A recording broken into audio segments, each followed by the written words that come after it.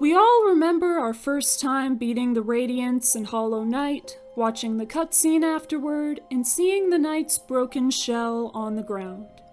Of course, the knight did just save all of Hallownest, and all the lost shades in the abyss are finally at peace, but it's still at the cost of the protagonist's life. That just got me wondering, did it have to be? And did the knight know it was going to be, or even want it that way? Examining what exactly happens at the end of the fight, we see that the Radiance is constricted by void tendrils with the Sea of Void and multiple vessel shades surrounding her. The knight then breaks their own shell to transform into a void being and land the final blows onto the Radiance before she's dragged down into the void. But since the knight is able to control the void, couldn't they have just made more tendrils rise out of the void to attack her? Then she would still die to the void, and the knight would presumably then wake up from the dream, alive and with their shell intact.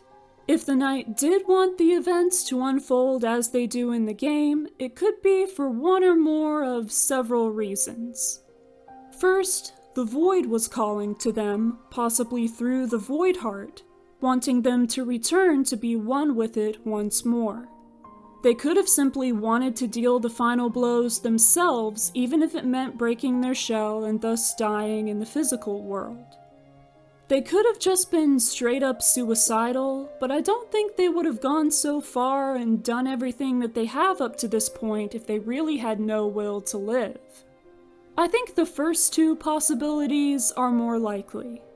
Interestingly, the knight's shell breaking is not something that the player chooses to do, nor participates in, like when they press the attack button to deal the final damage after the knight's shell breaks. The knight is, of course, able to do things independently of the player's help or control. So they did choose to break their shell, the player doesn't do that for them. I do wish that there could have been a way for the knight to defeat the Radiants and still survive, and it was likely possible, but the knight, for whatever reason, didn't do it that way. They probably wanted to be truly one with the void, so they transformed into an entirely void being to complete their mission of destroying the Radiants and, like all the other shades, return to the void, making it whole once again. The black egg disintegrates once the fight is over, further suggesting the goal of a fully unified void. There is another aspect to these events that was actually pointed out to me by a viewer in the comments of one of my previous videos. Normally, when the knight dies in-game, they leave behind a shade at the site of their death. There are a few indications in the game that the shade represents the regrets that the knight left behind in the world when they died last. When the knight came back to Hallownest, they most likely did so to complete a certain goal, even if they didn't yet know what the goal was. If we speculate that their ultimate goal was to defeat the Radiants, then them dying before doing so leaves behind the regrets of their failure. In the Dream No More ending, however, no shade is visibly left behind at the knight's broken shell. This not only indicates that the knight's shade went back to the abyss, but also that the knight died without regret.